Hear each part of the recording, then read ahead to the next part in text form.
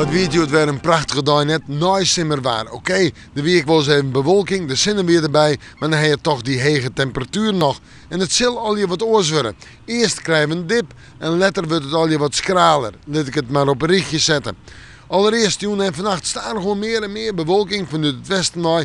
En de kinderen vannacht willen ze even wat ruim vallen of lichter ruim. Net een soort, maar toch. Ik nam wel een paar opklarings en de temperatuur, maar al die bewolking samen bij de 13 of de 14 graden heen. En dan de wind, nog altijd nu het zuidelijke richting waai, matig en vrij krachtig. Ik denk krachtig in het kust- en waardgebied, krijgt 4 van 6. En dan morgen.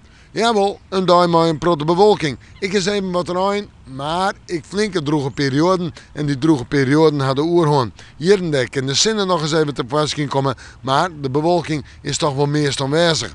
En de temperaturen morgen, ik denk dat tussen de 17 en de 19 graden. En de wind nog altijd nu het zuidelijke richtingen, zuid-zuidwest. En die zal matig en krachtig wezen, de vrij krachtige of krachtige wind in het kust- en waardgebied. En dan moeten we fruit zien. En wat komen we het zien? Toonse, vrijt en sneeuwen. Zinnen, flink wat zinnen.